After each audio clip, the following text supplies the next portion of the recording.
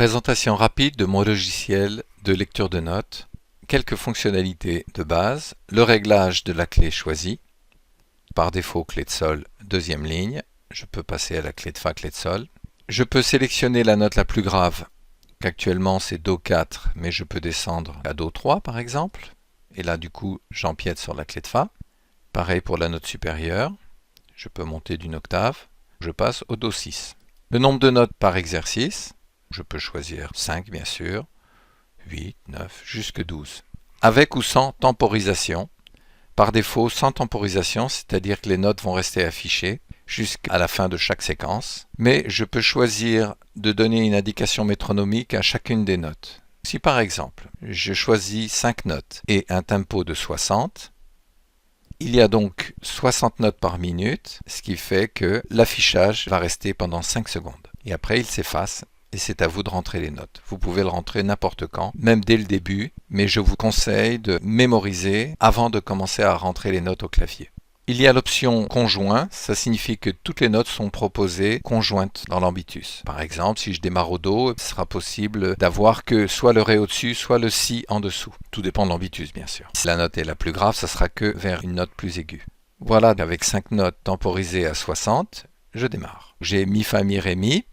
Soit je les tape tout de suite, sinon, vous voyez, elles se sont bien effacées au bout de 5 secondes. Mi, Fa, Mi, Ré, Mi.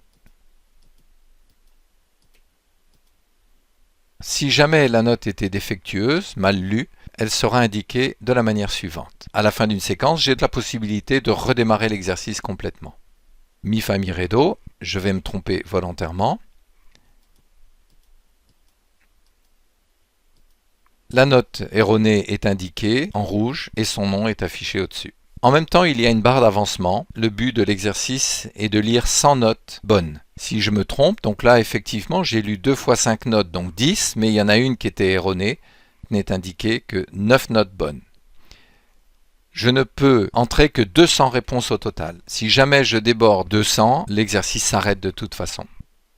Sans temporisation, l'exercice va rester affiché tout le temps. Sol à sol à sol, ça peut rester une demi-heure, aucun problème, ça restera affiché. Je vais quand même répondre parce que je voudrais monter un autre réglage. Là, je me suis trompé. Là, sol, il faut être sûr que la note soit bien cliquée. On le voit bien d'ailleurs, elle passe en vert si elle est bonne et en jaune si elle est erronée. Sur le pad, par exemple ici. Vous voyez, elle s'est allumée jaune mais affichée rouge.